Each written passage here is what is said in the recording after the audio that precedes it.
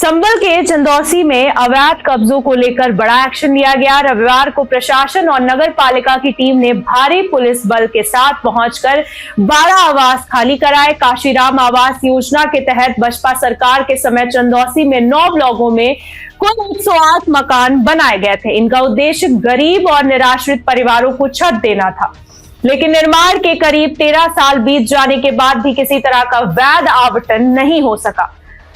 समय के साथ निगरानी ढीली होती गई और कई लोगों ने इन मकानों पर अवैध रूप से कब्जा कर लिया। धीरे धीरे कॉलोनी में करीब 80 परिवार रहने लगे, जिनमें से कई लोग शहर में पहले से ही साधन संपन्न बताए जा रहे हैं। नगर पालिका परिषद के अधिशासी अधिकारी धर्मराज राम को जब अवैध कब्जों की जानकारी मिली तो पहले नरमी बरती गई।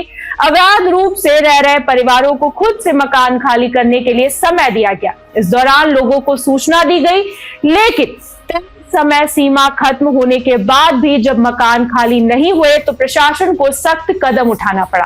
कॉलोनी को लेकर स्थानीय लोगों की शिकायतें भी लंबे समय से सामने आती रही हैं।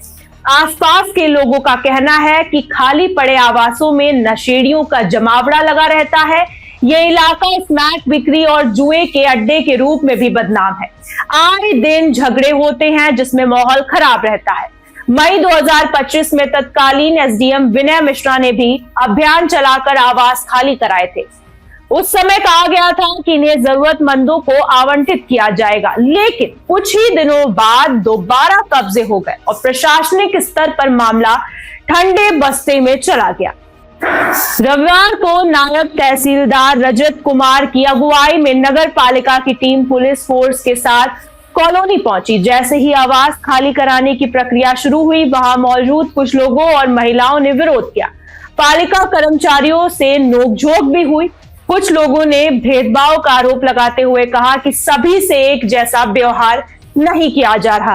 हालांकि प्रशासन ने साफ कर दिया कि किसी के पास भी वैध आवंटन नहीं है और सभी को आवास खाली करने ही होंगे। टीम ने खुद आवासों के अंदर जाकर लोगों का सामान बाहर निकाला। टीवी, फ्रिज, वॉशिंग मशीन जैसे घरेलू सामान देखकर कई अधिकारी भी हैरान रह गए।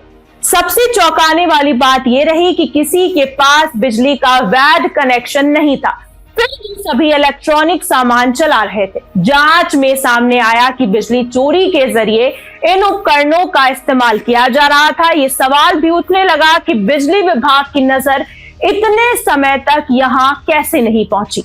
शाम करीब 4:30 बजे तक प्रशासन ने 12 आवास खाली करा लिए और उनमें ताले लगवा दिए। साथ ही चेतावनी दी गई कि दोबारा कब्जा करने पर सख्त कार्यवाही होगी। बाकी बचे आवासों को खाली करने के लिए लोगों को 1 दिन की मोहलत दी गई है।